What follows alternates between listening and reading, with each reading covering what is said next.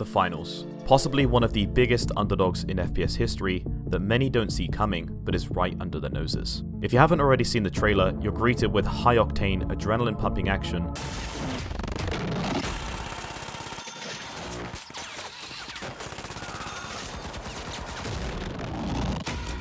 The gameplay during the alpha test matched the intensity of Embark Studios' marketing. But beneath all the hype growing inside of the friendly, engaging Discord community of over 3,000 people, there are some real concerns that could ultimately be the community's question: should we be worried?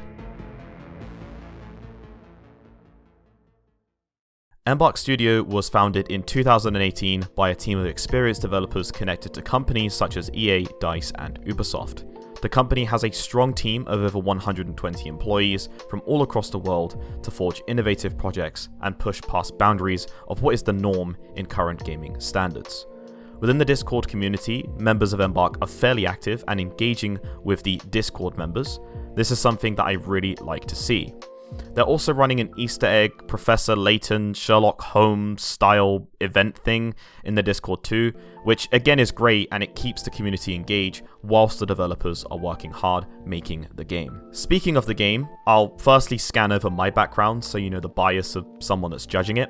I've played over 7,000 hours on CSGO, hitting global elite at 15 years old, and competing in various tournaments for UK esports. UK esports is trash, Omega. I've played over 3,000 hours on Valorant, reaching high immortal, and have placed top 3 within tournaments since the beta release. I've also played over 4,000 hours on EFT, with an average wipe KD of around 8. I get around about 100k on grid shot, which obviously is nothing crazy, but I thought I'd add it in there just to let you guys know that I actually know how to aim my mouse, I guess. I've also played over 3,000 hours on Fortnite before it got completely dog shit. Okay, so as you can see, I have my fair share in competitive FPS gameplay, which is exactly what I feel Embark are targeting as an audience. As a disclaimer, this perspective is not from a casual POV, it's more for hardcore based opinions, and I'm not sure what I can or can't share, so I'm going to keep specifics for a later video where I'll compare the alpha to the beta, so subscribe now or you won't get access on Steam. I'm just kidding, but please subscribe. Now listen, you don't have to look far to agree that games for competitive junkies right now are just completely stale. At some point, me and my friends were actually considering going outside to touch that green stuff. Am I free? Nah, no way, I'm going back. So, launching the finals alpha playtest felt like chewing 5 gum for the first time. How it feels to chew 5 gum.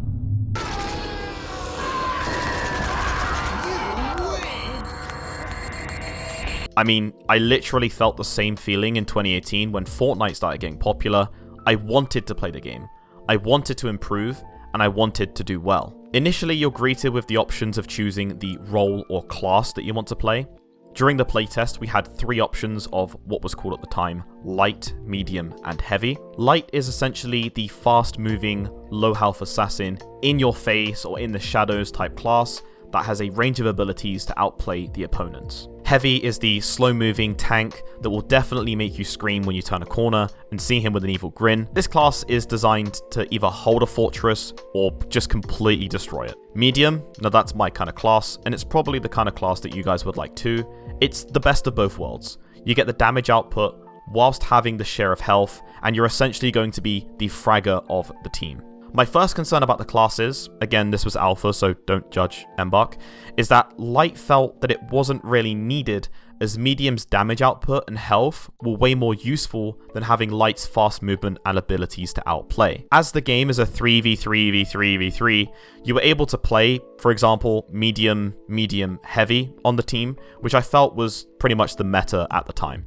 Medium is probably for the majority of players right now, as you have some abilities to play off that will help you as you start to learn the game.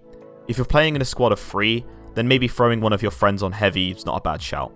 Now, if I had to make a recommendation list for players who are coming in and converting the game over to the finals, then I would say light would be probably from Apex Legends, which is that abilities and movement combo.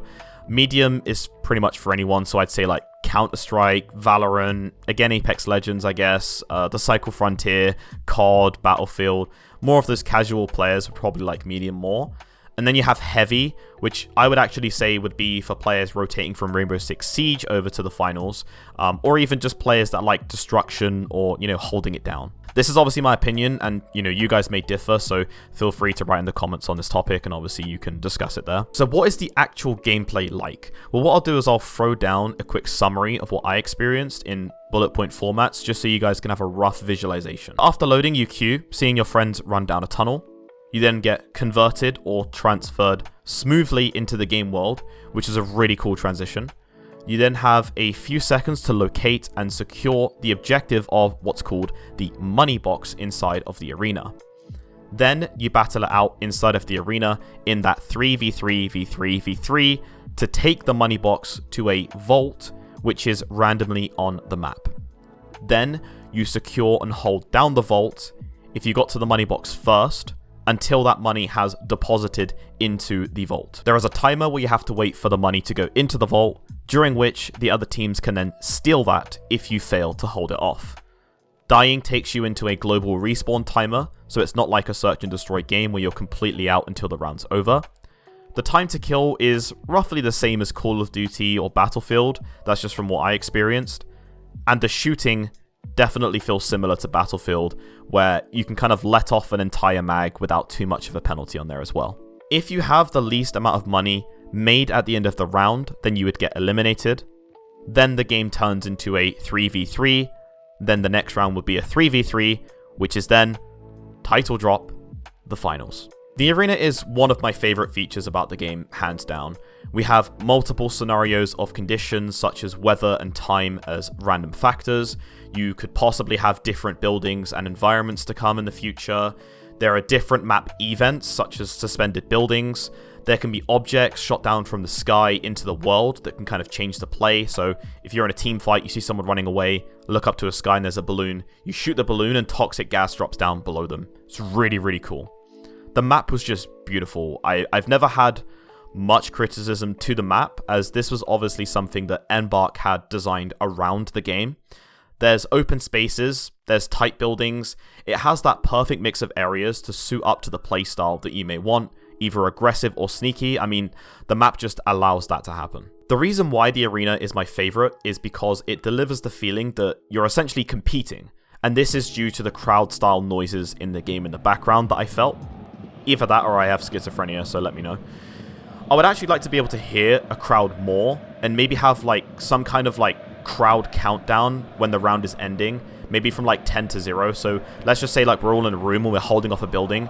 You and the boys are like holding the fortress down, and then you hear the crowd in the background that are going 10, 9, 8. Like, I think that'd be really cool to add to the intensity, because when I was playing, there was really some like close moments, and having a crowd noise would have like been so cool. Also, I think something else that Embark could do is hearing the crowd react to the game, right? Maybe cheer when someone, even on the other team, gets like a multi-kill, just to further boost that adrenaline and hype. That would be so awesome too. I feel like Embark could actually work a little bit more in this area, just to kind of be that cherry on top of the entire action that they're building in this game. The destruction is one of the huge selling points of this game. I mean, you could literally destroy about 85% of everything I saw in the arena, and that feature made the game really fun, and metas will definitely be created from this mechanic. My concern point in this area is that if you're at the bottom of a falling building and it's collapsing on top of you, it seems as if Embark don't really have much of a solution when I played, and you can also see that in the trailer as well, on what to do when the player is crushed. So I feel that the community may be torn on either having like a death from that, or maybe a way to climb out of the debris, something along that line. But that's just one of my concern points as well of the arena's mechanics. The weapons are pretty decent to shoot. I never had a problem or issue with any of them. Initially, I mainly opted for using the AK-47 in game, as that was pretty strong.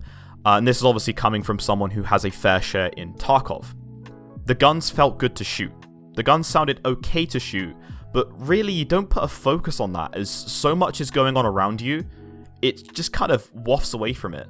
I feel that this game is more based around the play that you can make with the abilities and team, rather than the individual gunfights themselves. I did feel like I was playing Battlefield on basically every type of drug possible, so I guess that's a good thing. My friend did have a lot of fun playing heavy. He was holding it down with his abilities whilst I was doing all the fragging around him. I want to keep most of the gunplay to a minimum, as this is probably an area that will change quite a lot. So what I'll do is I'll talk about this area more in depth and revisit it when I play the beta, so subscribe for that. This game is definitely able to crack into the esports scene. It has everything that would be needed for esports, but it's not like the tradition of 2 teams in 99% of esports that are successful to nowadays. This is 4 teams, right, and near constant gameplay. So I feel that if the finals wanted to create an esports mode, possibly keep it as a 3v3, and then you would have multiple rounds to decide the winner, maybe some BO3 format. But because this game is so unique, and this is what I really like about Embark, I feel as if they're down to take risks. Having 3v3, v3 formats might not be so much of a bad thing, but just from a fan perspective and someone that's watched a lot of esports, let's just say that, you know, the finals, London Open, let's just say that the London Open, right? UK esports is coming back, boys, I promise. I'm going to bring UK esports back, right? But let's just say that the finals are making a London Open or a London Major, right? And, you know, you're going on a live stream where your favorite team is playing. Maybe you're in the arena yourself, watching the game. And, you know, they get knocked out in the first round, right? I mean, that's real. That's UK esports experience.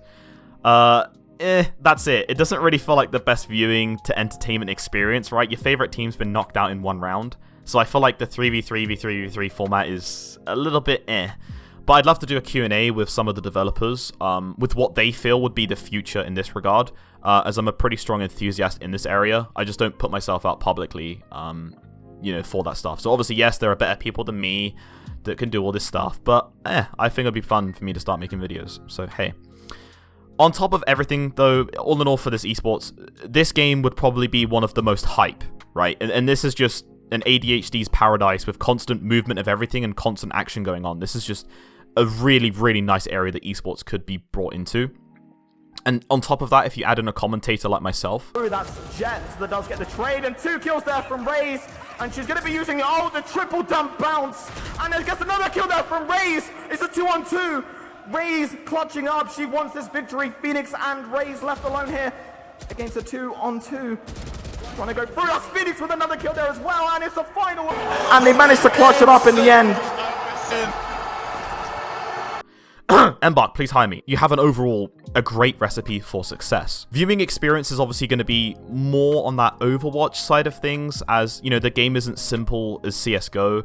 So yes, it would be harder for the average to break into the game viewing-wise and understand what's going on and why, but it's not too complicated like Overwatch. You know, it's gun shoot player die, but explosions and buildings falling. Right?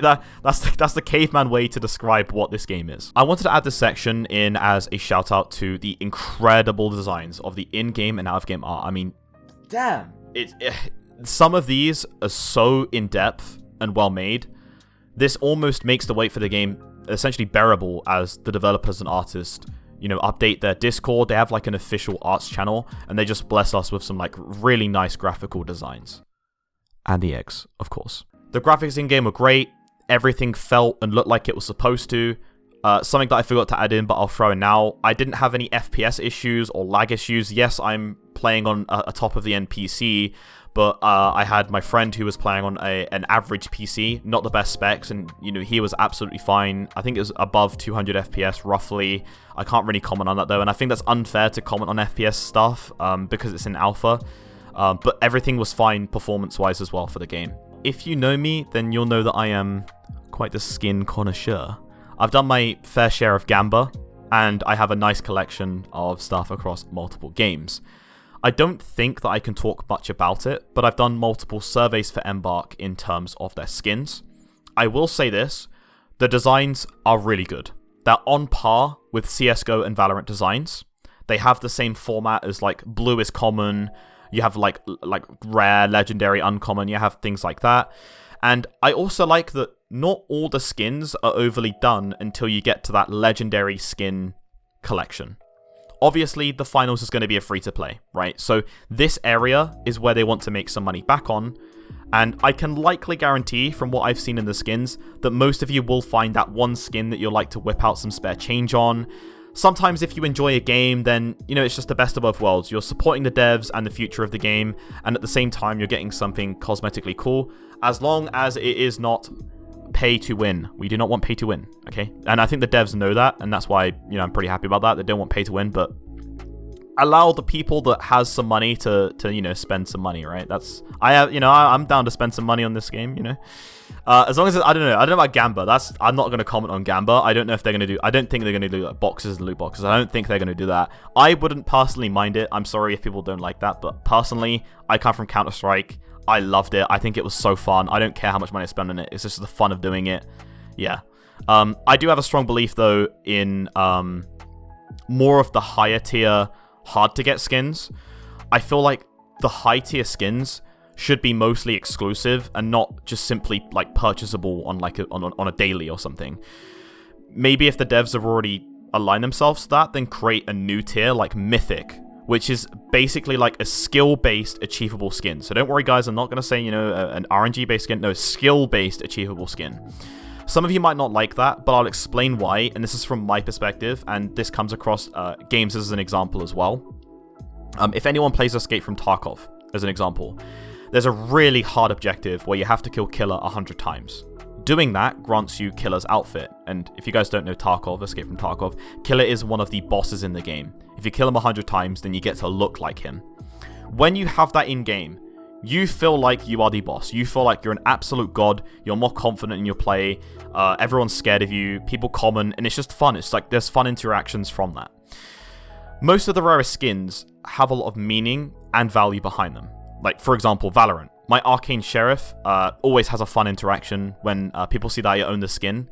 Even like the Riot Gun Buddy as well. It's just funny when, you know, you have people that are like, oh, you've got this. Like, that feeling is a good feeling, and I like it. But having skill-based achievable skins, something like that, it makes the game have like that kind of grind aspect feeling to it as well. And it gives you that sense of achievement to pursue something like that. I want it to be hard to get. I don't want it to be easy. It lets everyone else know that you're the shit, right? You're a good player. And I don't mind saying it. I like the flex aspect of things like that, as it's just a fun thing to have rather than, oh, just simply buy all the best looking skins on the market. Like, I feel like Embark can go a bit creative with that. Like, yes, I get it. You want to have skins that are purchasable on like a weekly or a monthly, whatever, a battle pass, all that stuff. I completely 100% agree, and I will buy the battle pass to support you guys.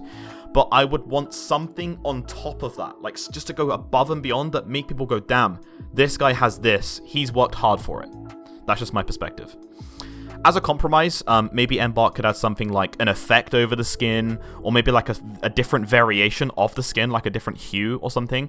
Something subtle if they really don't agree, but I feel as if Embark would probably understand what I'm talking about, and they would understand that coming from a target audience that they're reaching. The customization options, not for the guns, but for the player, is super cool, as you can change what's on your hands, I think neck, waist, legs, shoes, etc. It really does make your character feel more unique than everyone running around in Ariana Grande skins like in Fortnite. Thank you for having that customization in the game, Embark. I love you. Please continue to expand in that area when you can. Okay, so what are my concerns and what are my warnings? Because, you know, everything can't just be beautiful and fun and all that stuff. Like, we need to have some of the controversy in this, and obviously that's the title of the video. Why should we be worried? Obviously, Embark is creating something potentially beautiful, exciting, and fun. But when these words get thrown around, I personally start getting concerned, not just about the developers maintaining that hype, but also developers fighting back against that hype. So what do I mean by this? My biggest concern is the potential cheating problems. I haven't personally seen any talk on how Embark are going to combat this area, but I've literally seen games crumble under the pressure of cheat makers who are continuously outsmarting the anti-cheat system. One of the examples of this is the Cycle Frontier. That game was hyped. It literally had the title Tarkov Killer, and as the game was gearing up for the release, the developers then came up across a strong wave of cheaters that were literally out-patching the developers within hours of, you know, the anti-cheat patch coming out. Now, I'm not saying that cheaters are everywhere. I get it. There is also skill differences as well. Believe me, I am someone that has called cheaters probably most and all of you, I believe that a lot of the times I die is from skill diff. But once you get a hype game that has all of the qualities of success, that brings players who have no skill and that want to feel like they can achieve something with a cheater's help. Listen, Embark are not as big as Activision, they're not as big as Riot or Valve, and even they struggle with cheaters. However, platforms such as Faceit and ESEA, they're known, and that's the third-party extension of Counter-Strike, they're known to combat those cheaters away from Counter-Strike's public matchmaking. So I would like to see Embark's response to this issue. I'm not saying, Embark will partner up with ESEA or Faceit, I'm not saying that, but there is a decent solution somewhere, and maybe Embark could find a way to implement that into their main game, because most developers nowadays, let's be real, they bring in BattlEye, they bring in easy anti-cheat, and they expect that will just patch the issue. And admittedly, that will help, obviously, but relying on these companies will guarantee a surprise once cheaters find a way around it. My second worry is obviously Embark themselves, right? So, another example could be server load and impact that this may have on the game. So, obviously on day one, not even Blizzard can avoid players rushing onto the servers to check out either the newest Overwatch or a new WoW expansion.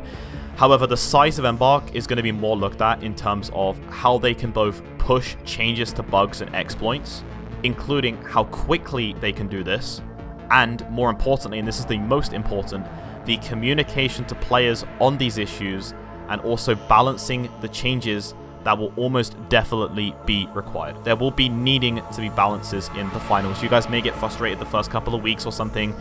That's obviously Embark's job to eventually balance things off, right? But they're going to be met with a lot of community feedback, both positive and negative. So we need a way to define what is the best direction that the community and Embark would want the game's direction to go. Are we going to favor more of the skilled perspectives of players, like the streamers, for example?